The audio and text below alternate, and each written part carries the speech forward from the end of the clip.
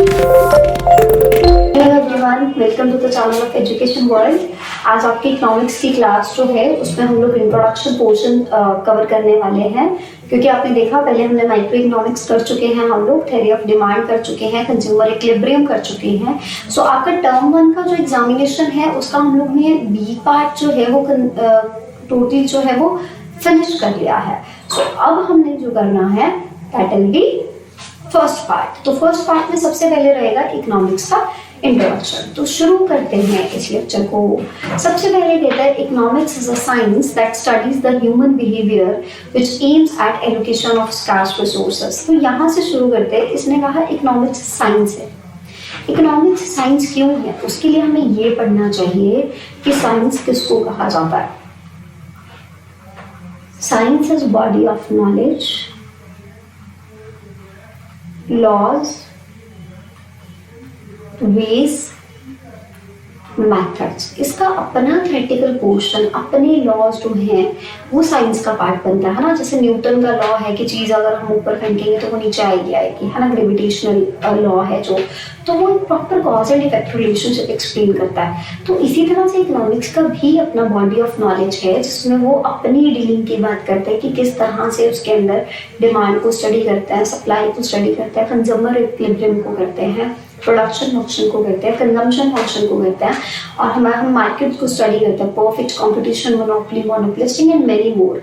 तो ये सब बॉडी ऑफ नॉलेज जो है वो आप इकोनॉमिक्स में स्टडी करते हो। जैसे आपने पिछले लेक्चर्स में स्टडी किया ना, डिमांड को स्टडी किया, कंज्यूमर इक्विलिब्रियम को स्टडी किया, तो क्या आपने वो पहले किसी सब्जेक्ट में पढ़ा था? नहीं करा था ना, इकोनॉमिक्स में किया ना। सो it is a body of knowledge that studies the human behavior, जो इंसान के बिहेवियर को स्टडी करता है, जो maximum allocation of scarce resources पे फोकस करता है। बेटा एक चीज को नोट कर लो, स्कार्सिटी और रिसोर्सेज। स्कार्सिटी जो होती है ना वो होती है कम, रिसोर्सेज हमारे पास लिमिटेड है, वांट्स हमारी अनलिमिटेड है। हमारी जो ज़रूरतें हैं वो बहुत ज़्यादा है, पर जो हमारे पास रिसोर्सेज है उनकी बहुत ही ज़्यादा कमी है। ठीक है, तो हमने जो कम रिसोर्सेज हैं उनको किस तरह से यूज करना है कि हम मैक्सिमम बेनिफिट गेन कर पाए, वो चीज जो आती है वो आती है इकोनॉमिक्स में। किस में आती है? इकोनॉमिक्स में। सो कंज्यूमर किस तरह से अपनी जरूरतों को, अपने फायदे को मैक्सिमाइज कर सकता है, अपने प्रॉफिट्स को मैक्सिमाइज कर सकता है, वो चीज जो इंक्लूड की जाती है वो की जाती है इकोनॉमिक्स में। सो it is about making the choice presence in the presence of scarcity. हमारे पास चीज़ों की कमी है और हम उस कमी में से बेस्ट कौन सा अल्टरनेटिव चूज करते हैं, बेस्ट चॉइस कौन सी लेते हैं कि हम ये वाला प्रोडक्ट चूज कर रहे हैं। जैसे मिल्क है, मिल्क इज अ प्रोडक्ट जिसके अल्टरनेटिव यूज है। आप उस मिल्क को ड्रिंकिंग पर्पसेस के लिए यूज कर रहे हो या फिर आप उस मिल्क को जो है वो किसी स्वीट डिश को बनाने के लिए यूज कर रहे हो। तो दो अल्टरनेटिव्स है ना, दोनों में से आपने एक चूज किया। सो जो हमारे पास स्कार्स रिसोर्सेज हैं उसमें से हम लोग चॉइस ढूंढते हैं, उसको हम लोग कहते हैं economics. So next is scarcity means the shortage of goods in relation to the demand. बिल्कुल सही बात है। अब जैसे पैसे की रिक्वायरमेंट तो सबको है ना, money is needed bye everyone, है ना, बट इतना सारा मनी जो है वो अवेलेबल नहीं है। So that is scarcity. इसी तरह से गुड्स और सर्विसेज की शॉर्टेज रहती है, चीजें सबको चाहिए पर वो सबको मिल नहीं पाती क्योंकि हमारे पास रिसोर्सेज जो है वो लिमिटेड है। That is known as scarcity. So it is the root of all the economic problems. जितनी भी economic problems आप देखते हो, आपको पता होना चाहिए what to do, how to do, and what to produce, how to produce, for whom to produce। ये तीन हमारी बेसिक इकोनॉमिक प्रॉब्लम्स है। व्हाट टू प्रोड्यूस में ये आता है कौन सी गुड्स और सर्विसेज बनानी है, वो इसलिए डिसाइड करना पड़ता है क्योंकि रिसोर्सेज लिमिटेड हैं।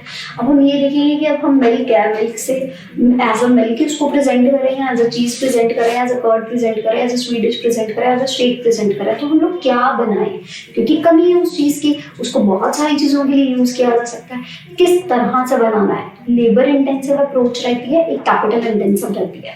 कैपिटल इंटेंसिव में हम लोग टेक्नोलॉजी का यूज करते हैं, मशीन्स का यूज करते हैं, बट लेबर इंटेंसिव में हम लोग लेबर का यूज करता है। तीसरी चीज जो आती है वो आती है फॉर होम टू प्रोड्यूस, किसके लिए बनाना है? रिच पीपल्स के लिए लग्जरीज बनती है, मीडियम पीपल्स के लिए ड्यूरेबल्स बनता है, पुअर पीपल के लिए हम लोग सस्ते में जो क्वालिटी के साथ थोड़ा बहुत कॉम्प्रोमाइज करना पड़ता है नहीं, बट हम लोग सस्ते से सस्ता प्रोडक्ट बनाते हैं ताकि उनके तक भी जो है वो चीजें पहुंच पाए।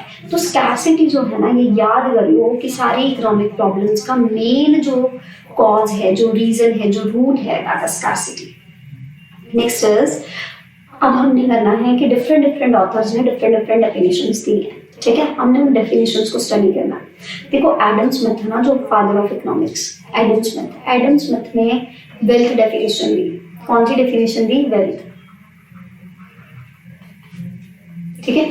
उसने अपनी बुक लिखी थी वेल्थ ऑफ नेशन 1776 में, और उसका कहना ये था कि जब हम एक इकोनॉमी के रिसोर्सेज को, उसकी कैपिटल को, उसकी वेल्थ को स्टडी करते हैं, उसकी प्रॉपर्टी को स्टडी करते हैं, कैश को स्टडी करते हैं, जितने रिसोर्सेज उनके पास है, जितने ज्यादा रिसोर्सेज उतना ज्यादा इकोनॉमी रिच होगा, तो उसको हम लोग कहते हैं कि इकोनॉमिक्स में होता है, और इसको फादर ऑफ इकोनॉमिक्स भी कहा जाता है। एडम स्मिथ को क्या कहा जाता है? Father of economics. बट बेटा अगर आपसे कोई पूछे कि फादर ऑफ मॉडर्न इकोनॉमिक्स कौन है, तो वो केन्स है, ठीक है? फादर ऑफ मॉडर्न इकोनॉमिक्स जो है वो है जॉन माइनार्ड केन्स, जेएम केन्स उसको कहता है, ठीक है? वो इसलिए मॉडर्न इकोनॉमिक्स का फादर है क्योंकि 1930 से पहले जो इकोनॉमिक्स था वो सारा Adam Smith, Marshall Robbins, Wilson and all का था, ठीक है? बट 1930s में आया डिप्रेशन।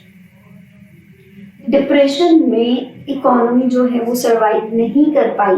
जो रूल्स, जो लॉज, जो मार्केट फिलोसफीज जो हैं, जो इनने इकोनॉमिस्ट्स ने दी थी, Adam Smith and all, classical school of thought का इनको मेंबर माना जाता है, पार्टिसिपेंट माना जाता है। उसके अकॉर्डिंग इकोनॉमी जो है वो साउंड नहीं हो पा रही थी, डिप्रेशन से बाहर नहीं आ पा रही थी।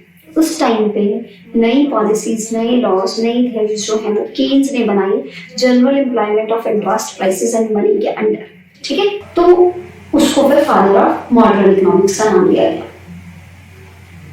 स्कार्सिटी, अब वेल्थ ऑफ नेशंस की डेफिनेशन जो है वो एडम स्मिथ ने दी है। स्कार्सिटी की डेफिनेशन जो है वो लायनल रॉबिन्स ने दी है 1932 में। उसने ये कहा, कहता है चीजें स्कार्स हैं, हम उसमें से बेनिफिट कैसे लेते हैं, हम उसको अलग अलग यूजेस के लिए कैसे यूज करते हैं, ऑल्टरनेटिव यूजेस में कैसे डिवाइड करते हैं, वो स्कार्सिटी का पार्ट बनता है। किसका पार्ट बनता है? स्कार्सिटी का। सो सैमुअल्सन फिर कहता है ग्रोथ बहुत जरूरी है। तो सैमुअल्सन ने कहा कि चाहे रिसोर्सेज स्कार्स हैं, हमको इस तरह से एलोकेट करनी है कि इकोनॉमी के डेवलपमेंट को, इकोनॉमी की ग्रोथ को, सोसाइटी को जो है वो यूजफुल प्रोडक्ट्स मिल पाए।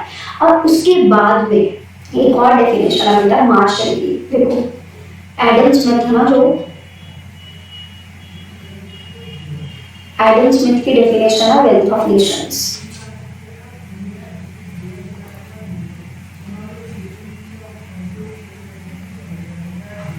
जो रॉबिन्स है ना, लायनल रॉबिन्स, उसकी डेफिनेशन है स्कार्सिटी की। जो सैमुअल्सन है ना, उसने कहा चाहे रिसोर्सेज स्कार्स हैं पर ग्रो करने की जरूरत है। जो मार्शल है ना, मार्शल ने ये कहा सोशल वेलफेयर बहुत मैटर करता है। तो सोशल वेलफेयर की थ्योरी जो है इकोनॉमिक्स में सोसाइटी के वेलफेयर की बात की जाती है, ऐसा मार्शल का कहना था। तो ये चार डेफिनेशंस और चार प्रोपोनेंट्स इकोनॉमिस्ट जो है वो बहुत इंपॉर्टेंट है। नेक्स्ट, अब हमने स्कैर्सिटी की बात की तो रिसोर्सेज को लेके मल्टीपल चॉइस क्वेश्चन और फिल इन द ब्लैंक्स बहुत पूछा जाता है कि रिसोर्सेज आर ब्लैंक, लिमिटेड हैं, स्कार्स हैं, resources are blank, alternative uses, इसके अलग अलग यूजेस रहते हैं बट रिसोर्सेज जो है वो उनकी कमी है।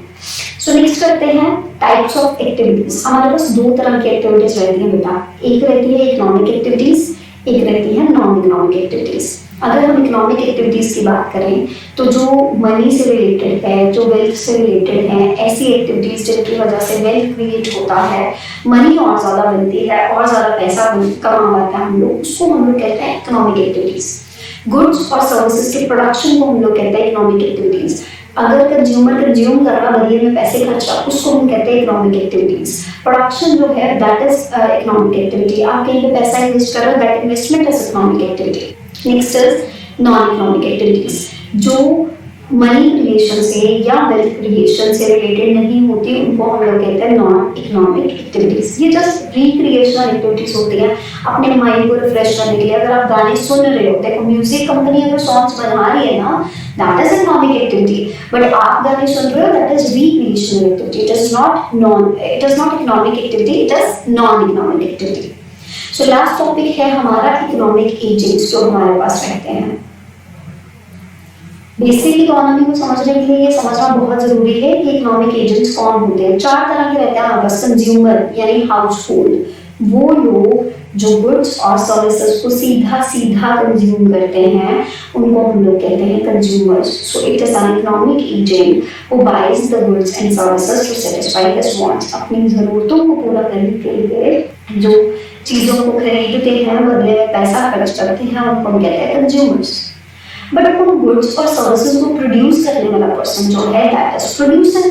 ठीक है, जो जॉब्स दे रहा है उसको हम कहते हैं सर्विस प्रोवाइडर। ठीक है, और जो जॉब ले रहा है उसको हम कहते हैं सर्विस होल्डर। ठीक है, as a factor of production जो प्रोवाइड कर रहा है, that is service holder. Service provider जैसे ट्रांसपोर्टर हो गया, ऑटो ड्राइवर हो गया, बैंकर हो गए, इंश्योरेंस सेक्टर में इंश्योरर्स हो गए। So these are known as service providers. तो ये सारे आपके इकोनॉमिक एजेंट्स थे। आई होप आपको इकोनॉमिक्स का लेक्चर समझ में आया होगा। बेसिक कंटेंट था, बहुत इंटरेस्टिंग था। चारों डेफिनेशंस याद करनी जरूरी है। स्कैर्सिटी से सारी इकोनॉमिक प्रॉब्लम्स निकले हैं, ये याद करना जरूरी है। रिसोर्सेज के अनलिमिटेड जो है वो रिक्वायरमेंट्स हैं, but alternative uses and resources scarce हैं, वो याद करना जरूरी है। सो अगले लेक्चर में मिलेंगे स्टैटिस्टिक्स के साथ। Thank you.